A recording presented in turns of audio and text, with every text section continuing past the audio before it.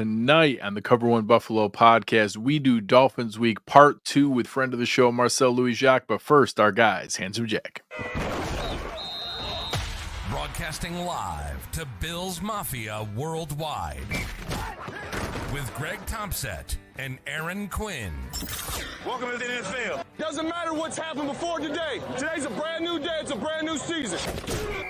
Your number one podcast for objective Buffalo Bills coverage. No matter where you are, we got you covered.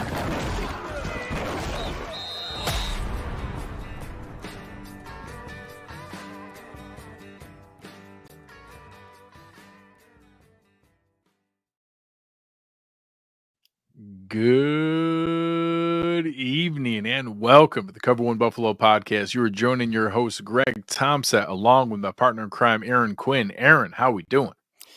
I'm doing great, man. We're one day away from Christmas season, and that's my favorite time of year, right? Like, I get to start listening to Christmas music, watching Christmas movies, and the Bills are good. So life's good for us right now, Greg. Great combo. We'll be joined in just a moment with our friend Marcel Louis-Jacques. It's been a interesting run here, and obviously the Bills, rattled off 3 in a row, dropped 2, created some doubt, rattled off 3 in a row again.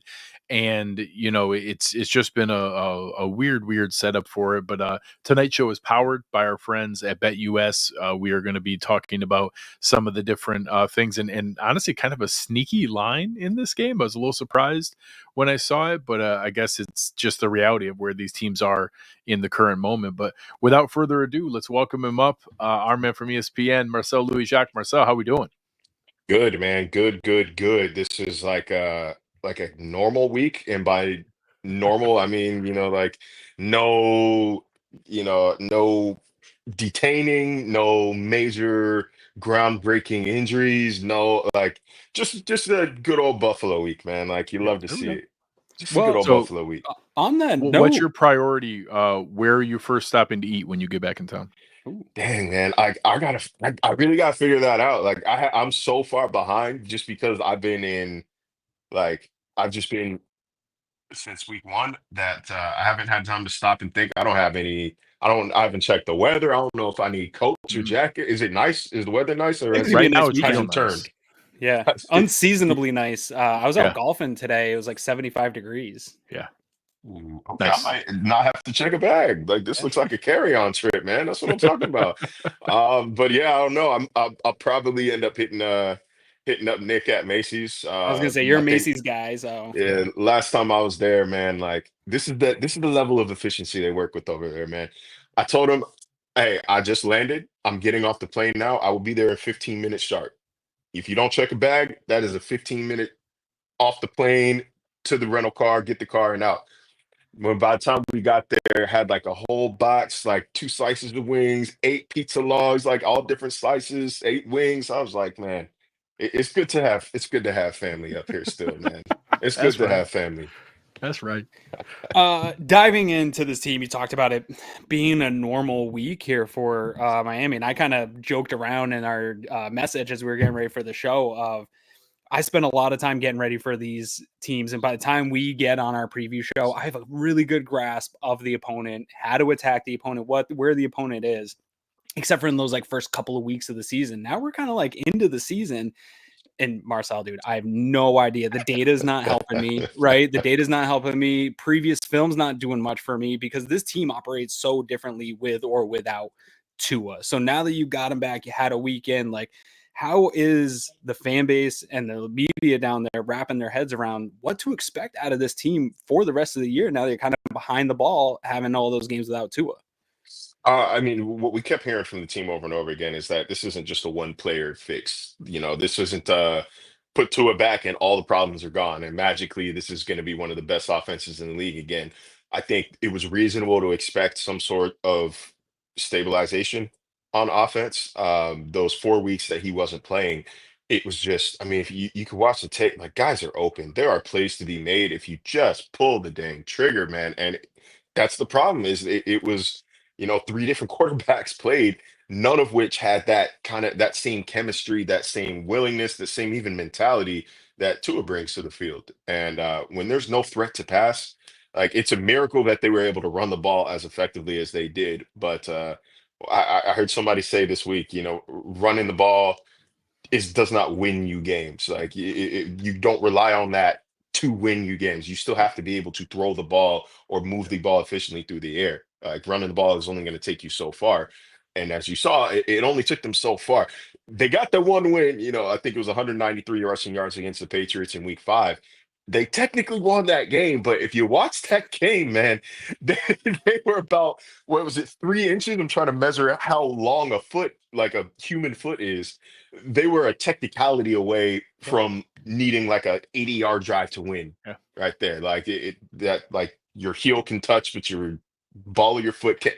I'd never heard of the rule before they explained it. The ball of the foot down before the heel hit, but that technically didn't count. And It was like, all right, I guess. But that's how close the margins are. So like again, you expect some sense of normalcy when Tua gets back, and we did see that. And then the second half, it was the Cardinals just kind of went overboard trying to take Tyreek away, and you saw a lot of the same things that plagued them at the end of last season, which is the inability to beat two high safeties like that two man. They couldn't do it. They're trying to take the underneath stuff. They're trying to get a third pass catcher involved. It's a work in progress. I asked Tua about that today. He said, we're getting there, but it's been tough because everybody's been hurt. But River Craycraft coming back today, I think is it's going to be bigger than you expect. Yep. Like it's going to be bigger than you expect. I think that 4 months ago, if you were to tell Dolphins fans like River Craycraft returning would be like a monumental event, they would be disappointed. And lo and behold, here we are. But to trust him, he's arguably their best blocking wide receiver despite his frame, and he is just going to bring a little bit of know-how to a role that just has not existed. That number 3 receiver has not existed. It's D. Eskridge right now. Do you know what D. Eskridge's stats are? I wouldn't expect you to. I was setting myself up to talk here. 2 catches for 36 yards. He's their 3rd leading wide receiver. Yeah. I didn't know about him until this week. Just so you know. I thought he was still in Seattle. Yeah. So before we get into the actual matchups, a good question here from Gordon, because you've been in both cities and with both teams as they started to create expectation, and as there started to be a level of expectation. He asked, are Bills fans or Dolphins fans harder to deal with in that idea of reacting to now having expectations and then the reality of the situation? That's a really funny question. I did see some guy call you soft today. You got called soft by somebody, right? Oh, dude, by like some like I gotta be careful how I talk to. I usually don't hit back at appearances, but like some kid who doesn't even know how to wear a belt when you tuck your shirt in. Like, don't talk to me about soft, man. He invited me to Pensacola to come discuss I assume he would be selling me some sort of timeshare up there if I do go, but no, you'd have to check the bus schedule, see what time you can get there. Right, like I get it, but they just Bills and Dolphins fans go about things so differently. It's a little different now with Bills fans, but when I was there still was that air of I used to call it clairvoyant pessimism, like where there's like deep down they want to be able to say when things went wrong, well, that's the Bills for you. Knew that was going to happen. I could tell you. So like they went about like this like rise to being a powerhouse, like kind of cautiously. And I think that the Dolphins fans, like I think they were a little more rabid about it. Like they were a little more ready to say like we're good. This is us. We're here. Don't get me wrong. They're equally as pessimistic after a loss. They're equally as angry after a loss. Maybe even angrier. Actually, after a loss, Bills fans, whenever like there's disappointment, it was just like kind of like sadness. You know what I mean? Like it was like deep. We've grown the sadness, scar tissue. deep-rooted We have sadness. the tissue is deep here in Buffalo. Yeah, and I think when Dolphins fans, when there's a disappointment, I think it's a lot more angry. I don't remember I don't remember the hostility toward the media as much when the Bills were struggling while I was there as I see right now. Like the number of times like we're demanded to ask the tough questions And the tough question ends up being, Chris Greer, when are you going to get off your ass and do something? It's Yeah. like, I'm not going to say that. I'm not going to ask that. Like, Yeah. I'm not going to just be hostile just for the sake of hostility. Uh, so like it's a hard question to say like which fans are easier to deal with. Because it's different. It's We're a all bigger nuts. city. Just There's more say it. going Yeah, on. it's just Everybody's different insane.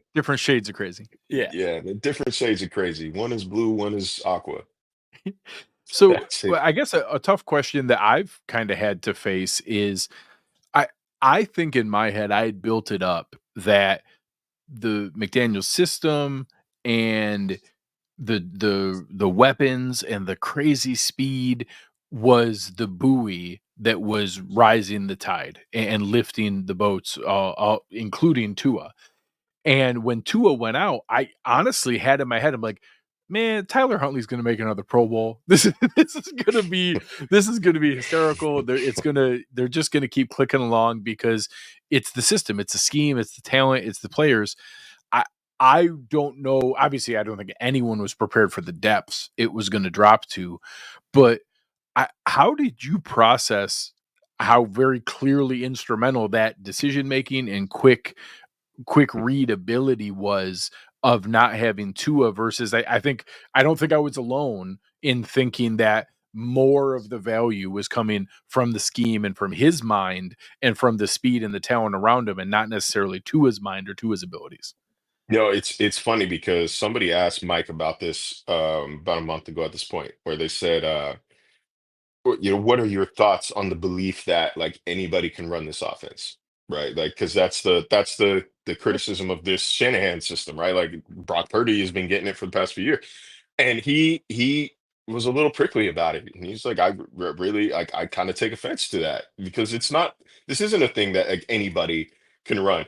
Granted, he was saying all this in defense of Skylar Thompson and said, Skyler's not just anybody. And yeah, as we saw in that Seattle game, I don't think he is an adequate like primary backup right now. That's that was a miss on their behalf. But it's a marriage. You know what I mean? Like it's a marriage between system and quarterback, and just like some of the subtleties that Tua will do, some of the subtle movements, some of just the anticipation and the trust in which he operates with. Like I think I tweeted it on Sunday. Like, damn man, if this offense wasn't built for him, he sure makes it look like it is. Even just like when he's not even throwing the ball. For example, the play fakes, the play action with the empty left hand and then flicking it behind his back with his right hand. So, like they just weren't doing that. Like Skylar, Tyler, Tim, they just simply weren't doing it. I was surprised, like you said, Greg. I was surprised to see how bad this offense got, how poorly it was run, how inefficient it was. Uh, I think like a lot of the criticism against Skylar Thompson is rooted in hindsight. Like it's easy to say now, like, well, why didn't they get a better quarterback? They didn't get a better quarterback because they thought, here's a guy who all he knows in the NFL is this system. This is his third year running it. He had promise as a rookie. He almost went into Buffalo in a playoff game Yeah, and he has won that sneaky game. moments in that game. Like if Jalen Waddle doesn't drop that deep shot in the first quarter, I think the first drive, then who knows what the rest of the game could have been. But Yeah. like there was enough there to think, okay, 2 years later, he should be fine. And it was the same thing. The play clock, the speed, the internal clock, it, it's not at an NFL level right now, unfortunately. So yeah, I was surprised, but we did see, like I said before, that kind of stabilization once Tua got back in the game. So one of the pieces that I know was the big question that, hey, we managed the money, but we had to make a couple of changes. And I think some people saw them as downgrades, going from Connor William to Aaron Brewer, going, and having to adjust and bring in a Robert Jones and go through the different machinations of what was there. From afar, it looks like Brewer's actually played pretty well, and the numbers as far as pressures given up and what's there, looks like he's held up pretty well. And some of the other names that have been around for a bit, Eichenberg and Jackson, are the ones that are, still giving up more pressures, allowing more to be able to get the quarterback hits. Not terrible sack numbers, but just consistent pressure and just bad efficiency in their numbers. How has that offensive line come together when their movement's so key to the run game? And obviously we know, giving Tua time is the most critical piece of being able to do that, because he's going to make good decisions in the quick, 2 seconds and out, 2 seconds and out, 2 seconds and out. But on the big plays, he needs a second. He's not going to necessarily create the way other guys do. Right. Yeah, I think that this offensive line, it's still sort of coming together. This is definitely not their best five. Isaiah Wynn does still exist. Like I can confirm that. We haven't seen a lot of him since that week 7 injury last season, but he does still exist. I have seen him in the locker room. We have no idea when he's coming back, but whenever he is healthy, that's their starting left guard. He was actually pretty good last year through the first half of last season before they lost him.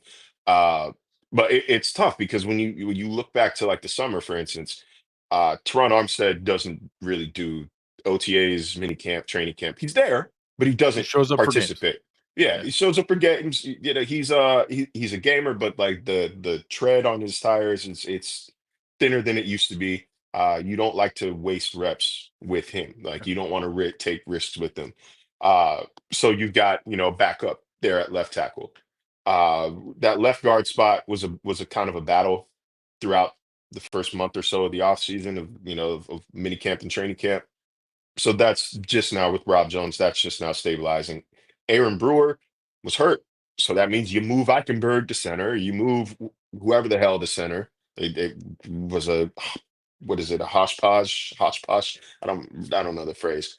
It was rotating, let's say it that way. It was rotating at center, which means they're rotating at right guard as well. So it was just so convoluted throughout the offseason that now they've decided on their best five. They're still kind of learning how to gel, especially the Brewer and Tua dynamic. And I think you kind of saw that come to a head there on Sunday against the Cardinals. But they're trying.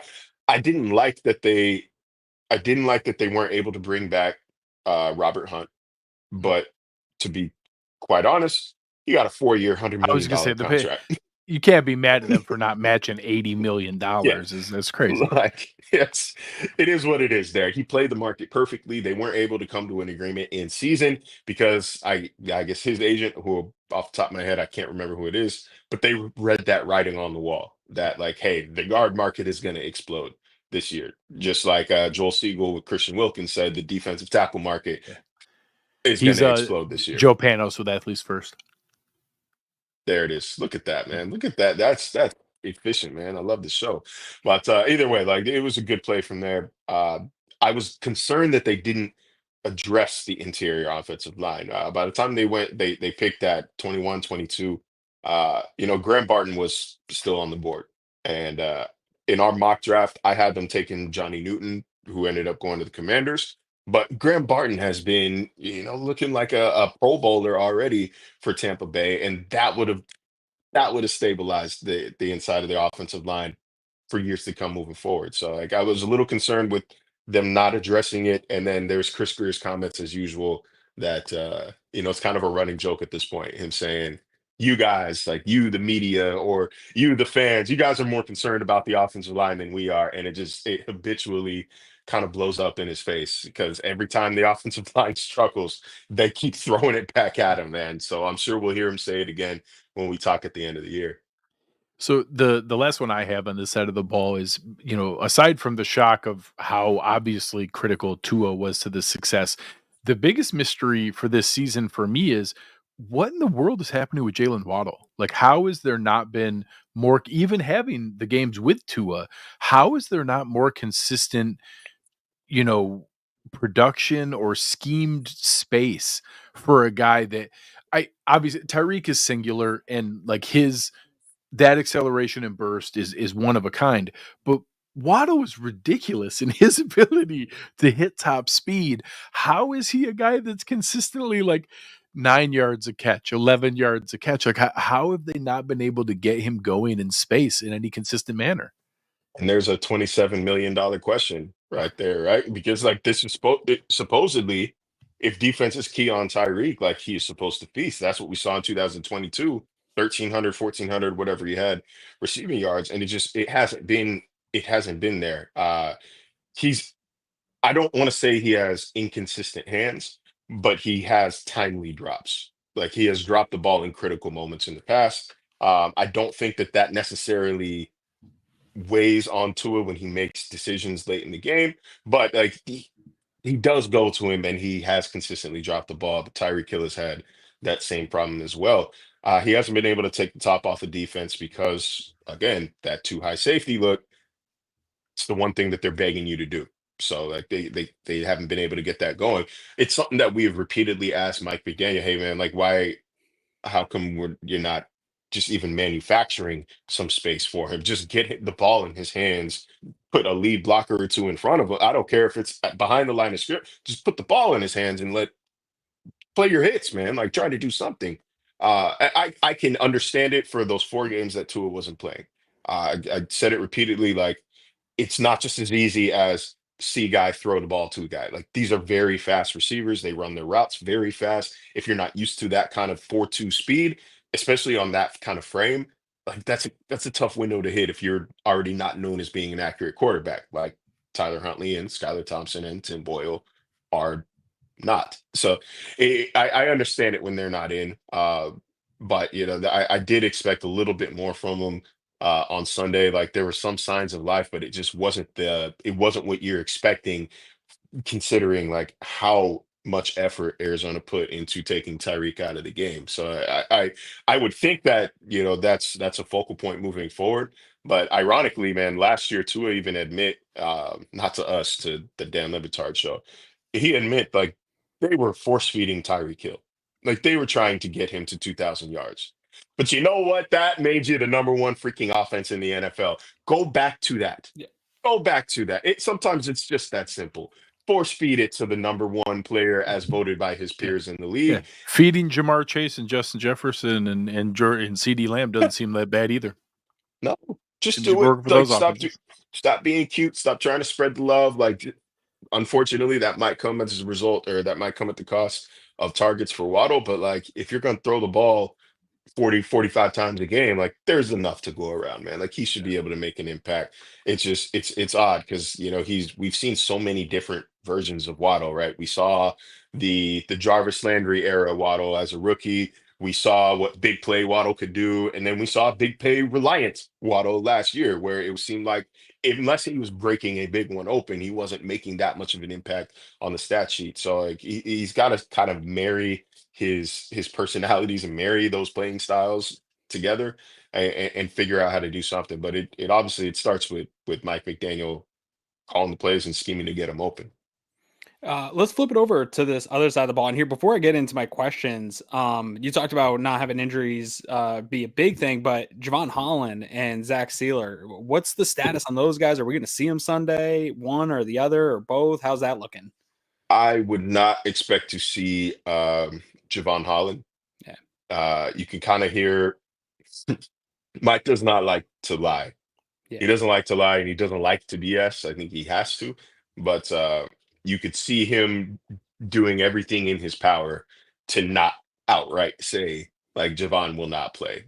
I think he said he's deep in trying to play. Yep. I don't expect Javon Holland to play. That means it's going to be a lot of not Storm Duck, of Marcus May, of Jordan Poyer and Elijah Campbell, and we'll get to Jordan Poyer when we get to Jordan Poyer, but Zach Sealer as well we'll call him a game time decision at this point. Yeah. Reportedly got poked in the eye last week. That's what McDaniel said.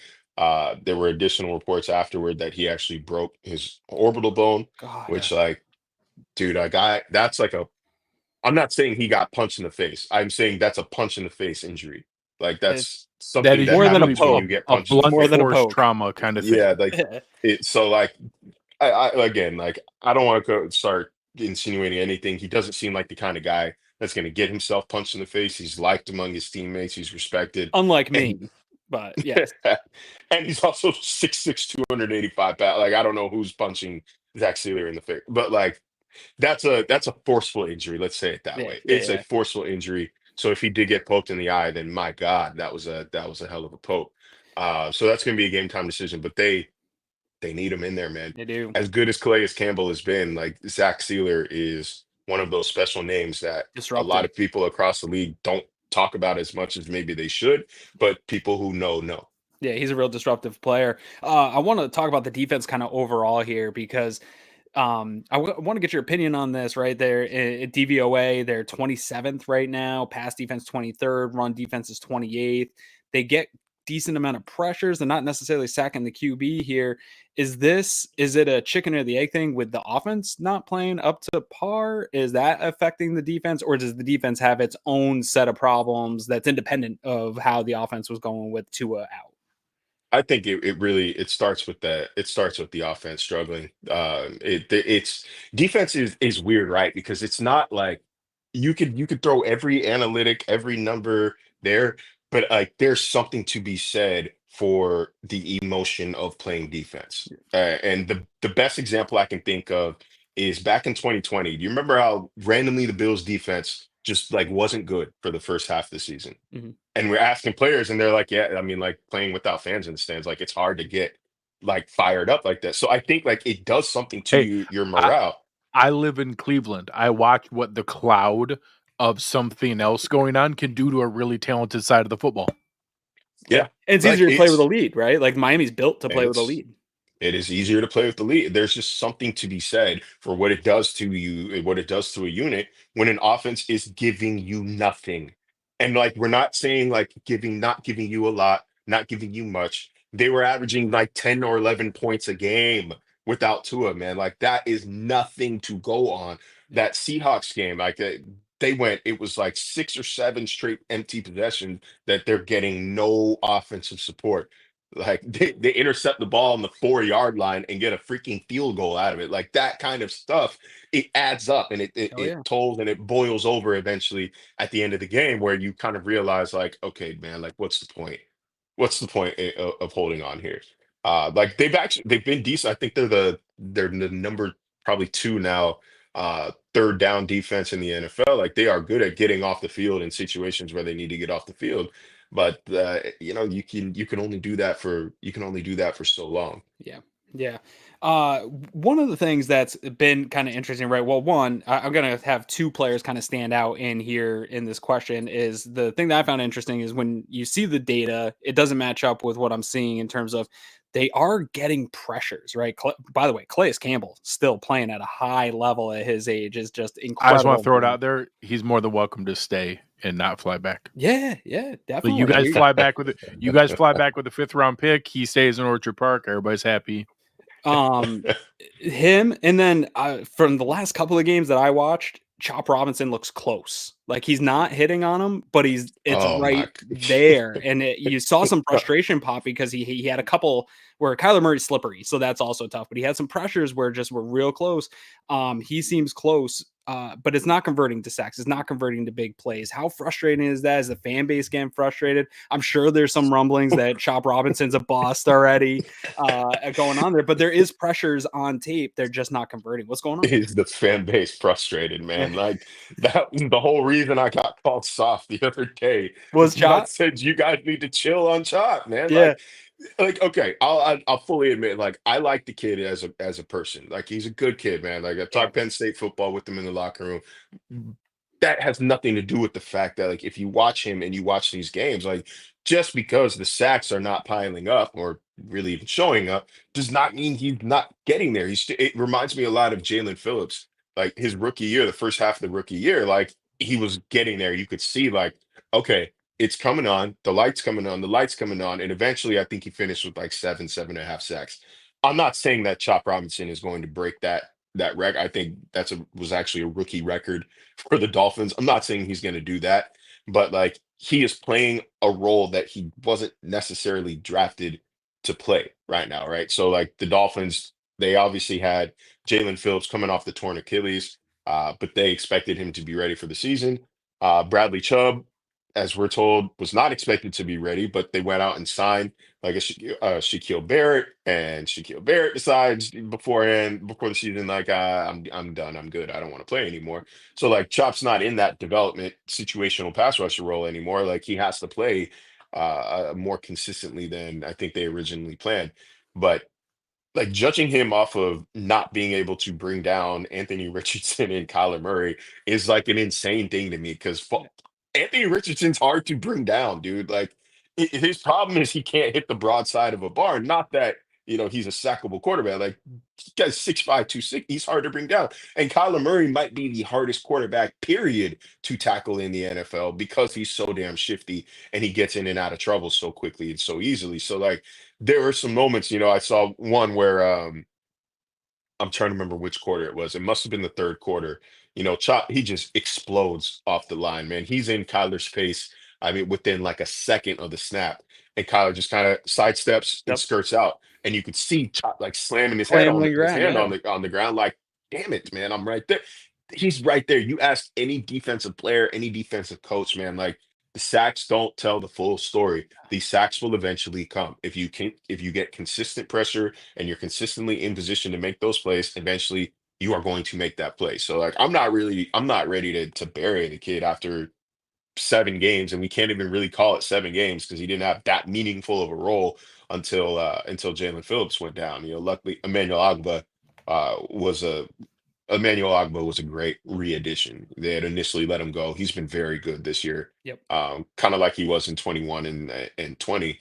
But yeah, I'm not ready to bury that kid just yet, man. Like I think he's going to be good. The traits are there. The traits are there. The speed and the athleticism is there. He It takes just time. It takes time he's to just got to develop as get a there pass rusher. And you were here in Buffalo during the Jerry Hughes years, and that was the argument. Everyone was mad at Jerry for not getting the sacks, but the pressures were there, right? And pressures impact quarterbacks consistently. Like he consistent. was consistently was one like ranked among the highest in the NFL in pass rush win rate and pressures. Like he was there, and Yeah. that's where I base all this argument from. Is how many damn times I've heard Leslie Frazier say, sacks don't tell the full story. Yep. Sacks don't tell the full story. Like I was indoctrinated by that. Like It's true. it drives me crazy to see like how quickly these guys are ready to pull the trigger, pull the plug on these fans. But like I do have to remember, it's the same fan base that saw what's his name, Deion Jordan out of Oregon flame Sure. out. It's the Sure. same fan base that saw this front office take Charles Harris over TJ Watt. Like they expect instant results, and there's a little bit of PTSD, Yeah. or PTDD, post traumatic draft disorder. Like there's a PTDD is little bit nice. of that. I'm stealing that. Yeah. There's a little bit of that. So I'm trying to understand, like you said before, there's scar tissue there, but gosh, man, you guys gotta give this kid a break. Yeah. It shows I'm up on the glad that you film. can see it. Yeah, I see it. So one thing I always love to ask our guests, I always try to put my hat on as the coordinator of whatever side of the ball I'm playing against here. And since we're looking at the defense, I'm looking at this Miami team in defense, and I'm thinking, how do the Bills attack, right? How are we going to attack them? And to me, what shows off is the spine of this defense, right? That middle, that interior defensive line, a little bit in the linebackers, a little bit in the passing game with the linebackers, and then the safeties. Safety play has been something where I think you can attack deep, specifically Jordan Poyer. I think there's some ways to attack him deep. Is that correct? Is the middle of this defense kind of where the weakness is currently, and what teams are Yeah. attacking? And specifically, man, in week 2, it just got so out of hand that they could run the ball, and like it was over. The big plays, the picks, like it was done. But if they decide like to really hunker down and throw the ball, anything attacking anything where you've got a skill player, a linebacker on a skill player. So Yep. specifically with those tight ends, I think could be a massive matchup problem. David Long has struggled in pass coverage this year. Jordan Brooks has been a little better, but David Long has really struggled in pass coverage. He did not play well last week. Trey McBride, man, had like a $125 National Tight End on them. Day. It was actually kind of absurd to watch. I'm Yeah. like, damn, bro. I think like the third leading receiver on He was Sunday had wide like open too. 40 There yards. was no coverage on him. On No, the it middle wasn't plays, even close. So like across the middle, like especially when you got two guys like Dawson and Dalton. It's really hard to say back to back, but like the tight ends, I'm just gonna call them that. Like I can't even call them deep by their initials. They have the same damn last name, Yeah, but DK. Yeah, you got Donkey Kong in both the spots. DK brothers.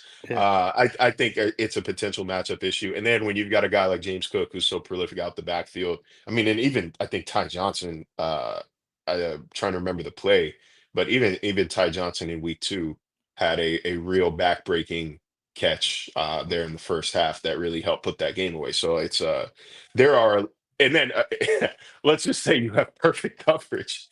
There's still the 6'5" golden retriever with the robot arm that you've got to figure out, and Sure. nobody has, especially not this year, and especially not the Dolphins any year. So like it is a matchup nightmare right now, man. When you just look at where to attack, if you're the Bills, pick one, man. Pick one, like pick one, and you'll probably find some success. Yeah. So you know the deal. We got you in here. Let us know what you expect to see and what your prediction is. Our friends over here at BetUS have the game as Dolphins getting 6 going into Buffalo, and I think there's a piece of it where I still in my mind see them as the talented team that I expect. I don't see them being like a touchdown underdog kind of team, but obviously with what they've had going, and even now that the offense came back, we talked about how the defense kind of weirdly fell off to the side after they had seemed to have things going. So what do you expect to see come Sunday? Give us a score prediction. Oof, man. I think this is one of those scenarios where like on paper it looks like it should be a blowout, and so therefore by the rules of laws of Yep. NFL and Murphy's Law, it's not going to be. Like I think this game is sneakily competitive. Uh the Dolphins, I mean, the season is kind of on the line here. I put out a couple scenarios on Twitter. There are scenarios where the Bills can clinch as early as week 11 or week 12. But essentially, if the Dolphins lose this and the season sweep to Buffalo, they're already a long shot to win the division. It's over essentially at that point. You're 4.5 games back, and really 5.5 or 6 games back because you're in such a hole with Buffalo. Um, so I think Miami comes out sharp. I think they come out firing. Unfortunately, I made a promise to myself in week 2 that until Miami wins 2 games in a 3-game stretch, I am not picking them to win. I've stopped caring if the Dolphins fans get mad at me for this, if they call me a Bills fan, a Bills homer. I don't care anymore. I don't care Because anymore. our pizza's It's been better, right? it's been like 9 times, dude. Like 9 times, at Yeah. least like 6 or 7 of them. I've said, "Well, the Dolphins are going to keep it quiet. Oh, the Dolphins are going to win this. Oh, they don't." And I get egg on my face every single time. So until they win 2 in a 3-game stretch, I am not picking the Dolphins to beat this team. It's up here right now. And it's not just up here, but on the field, the Bills have been substantially better. So like the odds are stacked against them right now. Or I guess you can literally see the odds right in front of us. So I'm gonna go. I'm gonna go Bills, but I think I'm gonna take the Dolphins to cover. Like I said, I think it's gonna be competitive. I'm not gonna be disrespectful and say like they're gonna get stomped out, but like I can't pick them to win until I see them win. Yeah. McDaniel says it all the time, right? Like if when we ask him about it, he's like, look, everybody, we all know the narrative, but like if we want to change the narrative, we have to change the narrative. Like if we want it to change, we have to change it. Until they change it, I won't pick the Bills against KC until I see it. Yeah, same Same idea. thing. Yeah. Same Yeah. idea. in the playoffs, In the regular playoffs, season. yeah. Yeah, regular season. Sadly we've got it done when it doesn't matter. Yeah. If Yeah. you like Marcel's pick here, check out our friends over at BetUS. Use promo code YouTube150. You can get 150% bonus on your first deposit and 125% on your second and third deposits. Again, use promo code YouTube150, and you can be able to get some action and maybe middle it. You get the Bills to win, the Dolphins to cover, and be able to snag both. What do you got going on next? Any upcoming appearances in Around the Horn? Oh man, maybe next week. I'm There we trying go. to do this to myself where like if I travel, I don't like to go on there. Just it's a long. I live about 45 minutes, 45 there, about an hour and a half back from the studio with traffic. It can be exhausting after coming from somewhere across the country, which is That's everywhere from Miami is a Yeah. cross country flight, man. We're Yeah. pretty far south down here. But hopefully, I kind of miss it. So like, it's been a couple weeks now. He just actually asked for our availability, so I might just suck it up and do it on Tuesday, despite the traveling. There we go. But There we go. because it's fun, man. Like it's sitting in that chair and like looking at the return of Woody Page and Bill Plaschke in there, or like J.A. Adonde did a show with him, I think a couple months ago. Oh, And that's it's awesome. like, what? It's like, are My you sign kidding is me? homage to Woody Page. That's why I do Yeah, the sign like every week. Yeah. it's just it's like an unreal experience, man. Yeah. Like I don't usually get I don't know, starstruck or like caught up in the TV and this and that, or think that it's cooler than it is. Like, but like I'd be lying if sometimes like I don't get home and like I hear Around the Horn come on when I'm on there, and I just see me in the same like four box with just legends. Like, oh my God, dude! Like 16-year-old me would be geeked right now. That would be that's just it's just a cool thing, man. Like I think we're allowed to say and admit when we think something we do is cool, and I You think should. that's a pretty You cool should. thing. It is super cool, 100%. man. 100%. All right, man. Always great to see you. Appreciate you giving us a little bit of time. Enjoy Macy's. Try to dabble. If we've Aaron and I branched out a little bit here and there. We had 911 Tavern, Sunny Reds, a couple other Can't spots. We're miss. trying to build up the list here. It's been fantastic, but I, appreciate you coming on. I do have to say because we just had this conversation. We were at a charity event. Actually, I got the shirt here for in honor of Jason Jenkins. We did a little a little community service today, and somebody in the PR department was like, "Hey, like, so where do you get wings from? Because I'm not gonna lie, like I thought the wings in blah blah blah blah were better." I was like, "Okay, it's fair. It's your opinion. Where'd you go?" I went to Gabriel's Gate and Anchor Bar, and like somebody in there said, somebody who was in our group was like, "Well, Anchor Bar is the original," and I put my hand down on the table. I Mhm. said, "No, no, We're not having like it. I'm not listening to this anymore, man. Like I'm not listening to you talk about Anchor Bars. You gotta go. You don't have to go to Anchor Bar. You don't. To this day, it's the only place I ever went in Buffalo where my wings were served cold, and not just like cold. I mean, like out the freezer. The bone was out the freezer cold. Like, no, I have no shame, no problem downing Anchor Bar on any platform I'm on. I'm not a Gauge Gate guy either. Like some people I've like had it. them and enjoyed them. I know people who like them. They're I not think there's some at the top of my consistency list, issues but there, but yeah. yeah. I I've had think good I think they experiences take there. too long and it wasn't worth the wait. And I've tried it like four times. It's been my problem every time. But I told her like, look, you just go to the heavy hitters, man. Like I'm a little removed from it, but like I've never had a bad experience at Barbill. Like you can't go wrong with 911. You can go over to Elmo. It's like go to the heavy hitters and then you can branch into your niche Yeah, specialty yeah, wings. But like there's nothing wrong. There's nothing wrong with the big names, man. Like I love yeah. me some Cajun honey butter barbecue. Oh No, yeah. I it's a might way have to just do it. talked myself into a trip to East Aurora, man. Hey, That's it. it's and I will say they've actually done a really nice job making Barbill North, as right there, 95% of the original. It's done a really nice job there as well. That's good. Yeah, man. Yeah. All right, man. Enjoy it. Travel safe. Hopefully see you soon. We'll be rooting for you watching on the TV. Appreciate it, man. Thanks for having me on, guys. Thanks, man. Always a pleasure. It's awesome to have Marcel on to be able to go through, and sure. obviously somebody who's fought through the battles here with Bills Mafia, seeing their passion, and now obviously having the chance to do it down in Miami has been fantastic. Yeah, Joseph there, Duff's always deserves Everybody sleeps on a Duff, shout man. out. Yeah, no, On Duff's is fantastic, Yeah. man. It's so that they bring out the bucket. I love it every single time. All right. As we go through here, we kind of debated pre-show on what to talk about with our friends over at William Mattar Law Offices and what we would go through in here to help. And the way, I've built my Goldilocks list for safeties, for defensive tackles, for I debate on even doing one for edge rushers. I obviously did it for receivers, and I had Amari Cooper as my number one Goldilocks pick at receiver, so I felt good about that one.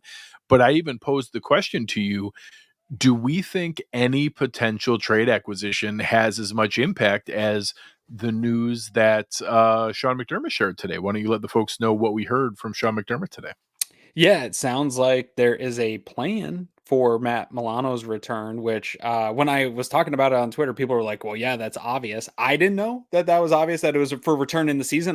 My original assumption on the injury was that it would be maybe like right before the playoffs or into the Or playoffs. possible, like And it hopeful correct. possibility, maybe. And it sounds like perhaps it's not as much of a hope, but a certainty that he will, as a matter of when it's going to be is the As return. conservative as McDermott is and how we've learned to interpret McDermottese and what he means by day to day and what he means by week to week, when he is comfortable saying that there's a plan for his return, he's coming back to play. Like he's coming back to play, and it's going to be He's in with Buffalo. a He hasn't left Buffalo. He's doing yeah, and everything like here. he was talking about him being in Yeah. the linebacker rooms, and that I guess I don't really understand the difference of last year's recovery and how that rehab he wasn't as available to be around the team in the facility and the in the linebacker room, and now he's doing that. I get the impression he's traveling with the team, even like that He was kind in of thing. Like Seattle in the DeMar mic'd up. He was yeah, talking to DeMar. so I think that I don't want to get over my skis here, but Sure. I'm now thinking like, hey, are we going to see him after the bye week? Like I'm even wondering like when does this come into play? But the idea of maybe 3 or 4 plus regular season games to then still have that possibility to lead up into the playoffs, I think is very much in play. It's all I want for Christmas, Greg, is Matt Milano to return into the Mm. lineup. But your question was, will he be more impactful than anything they could do? I mean, unless they're trading for like Miles Garrett or Buda Baker, Yeah, then but that is not the market, right? The Bills are in. If correct. the Bills Correct. are adding to this team, it's going to be like, I can't see him going big on safety. It would be maybe a minimal upgrade to where DeMar is. Yeah. Probably not much more than what Cole Bishop's ceiling potentially could be. I think Yeah, the we move throw there, around guys like a Grant Delpit sure. or a John Johnson or even like what this version of Tyrann Mathieu is, and Sure. that you're talking about like I don't get me wrong, I do think that they are you know upgrades on DeMar Hamlin, but Sure. probably not to the degree that people think or hope or want them to be. Well, Like and they're need to learn the marginal. system. Like, there's more to that Yes, correct, role correct. than you could get an edge rusher and plug him in this week, right? Like, that's a Yeah, edge different rusher type is, of hey, go get that guy with the yes. ball. So I actually think if we do see a move, and I was asked this, I had the chance to jump on with G Battaglia earlier today, and they kind of prepped me on that same thing of, hey, what are we looking to see? And I said, we already made the splash move. Like we traded for Amari Cooper. Like that's a big Yeah. deal. We gave up a day 2 pick for a big asset. Like we made the big splash move. But in years past, we've also seen Naheem Hines trades. We've Mhm. seen Dean Marlowe trades. We've seen those kind of, smaller, more, complementary moves. And I don't think it's crazy that with the Dwayne Carter injury and the kind of off and on play of the other defensive tackles, I think that's one spot maybe we could see something. I agree. I was only half kidding with Marcel. I do think Calais Campbell, if they lose again, is a possibility. Like that's the kind of guy that was considering a team like Buffalo before he signed with Miami. That was actually out there as a rumor. Another guy who not only considered it, but came into Buffalo for a visit was Sebastian Joseph J. If we see another loss in San Francisco, do they make somebody like a Malik Collins available? Those are all guys who are already on the minimum because they got their cash in other bonus ways on teams that are now, not looking necessarily the same way that they were preseason, and for guys who are no longer under contract. So those are the kind of, yes, So it's not people Dexter Lawrence then. yeah, people ask me about Dexter Lawrence and about, these crazy Can different we get play like, Aaron Donald out of yeah, retirement? settle down, settle down. But I wouldn't be upset if we added a Sebastian Joseph Day. I No. think that's Yeah. actually a contributing player. He's Sure. probably like the defensive tackle version of Dwayne Smoot, where like Yeah. he's not going to be a game wrecker, but you're going to notice him 3 or 4 times a game. And like you're just to have somebody like that where, hey, I wouldn't mind somebody we notice 3 or 4 times a game. And that if that's the kind of addition we can make, I think now with Bernard fully practicing or looking like he's ready to come back and the plan for Milano, I think that now knocks back down. Dorian Williams is linebacker 3 is perfectly fine. Bill Inspector is linebacker 4 is perfectly fine. That slots everybody back down to where that's less of a concern to Vaughn where coming we back were. helps that edge. Yeah, pass same rush, thing. yeah. Like the we've seen edge rush being able to work. I'm more concerned up the middle. Edge with Vaughn coming back, I feel pretty good about our edge rushers. AJ Epinez's had flashes. Groot has dominated multiple games. Javon Solomon has had flashes and looks solid. Dwayne Smoot consistently shows well. Even Casey Toohill has had moments and is contributing. So adding in Von Miller again just slots everybody else down into their spot to let them contribute where they need to. So I won't mind if we make a splash. Of course, it'd be awesome if we make a big one. I do think it's reasonable. We could see a smaller move. But that I think that nobody is going to be here to help more than the return of Matt Milano. Absolutely. Yeah, no, I agree. If getting them back and Vaughn back, those are the moves I think that move the needle. They've been able to sustain some injuries on the defensive side, and getting these guys back is going to make that defense so much better here going forward. And the continuity is what really is going to matter to McDermott. Yeah. So again, shout out to our friends over at William Mattar Law Offices. They've been fantastic partners to work with here. You've had the chance to hang out with them in person. Their team has been great. It was great having Bill on the show. He's always fun to interact with on social media. So shout out to them. If you have any needs in the injury space, the slogan, hurt in a car, call William Mattar. The phone number's there. Make sure to check them out. And one of Western New York's true gems of our community and great people. Absolutely. All right, man. It's time here. I did go first last time. So now it's back to you. What is your prediction for this game? Again, if you heard Marcel's prediction for the Bills to win, but the Dolphins to cover, or you're about to hear Aaron or I's, check out our friends over at BetUS. Use promo code YouTube150. You can get up to $2,000 matched on your deposits with 150% on your first deposit, 125% on your second and third deposits. What would you advise the people to wager on with your pick for this week? Yeah, I don't disagree too much with Marcel there. I do think that this one's a weird one on paper. This is a super desperate team. And we saw last week, nobody expected the Ravens to lose to Cleveland, right? Like, and they got a jolt and Cleveland came out and they beat the juggernaut of the NFL right now. Division games are weird. The Dolphins need this. This is like they need to exercise that the Bills are continuously beating them. It's not quite at the level of the New England Patriots were doing to the Bills during the drought years, but it's getting there. We're getting close. And I think that this is maybe the most important game, maybe their Super Bowl. If they aren't going to make the playoffs, beating the Bills would be the crown jewel and the highlight of their season to come to Orchard Park and win. So they're going to be up for this game. But I am a firm believer right now that the way the Bills are playing in the trenches, and we have some issues on the defensive side in the trenches, but I think there's enough physicality against this Miami offensive line that I think over a 4-quarter stretch, it's going to play out for the Bills. I think you could see Miami come out hot, maybe even jump out to a little bit of an uncomfortable lead for us, 2-score lead or something like that. But in the end, I think Josh Allen turns it on. I think we have too many weapons, whether or not Amari Cooper's full go. I still think we have too many weapons for this defense right now. And I see a huge hole in the spine at every level, from the interior defensive line to the linebackers, to the safety play, especially without Javon Holland.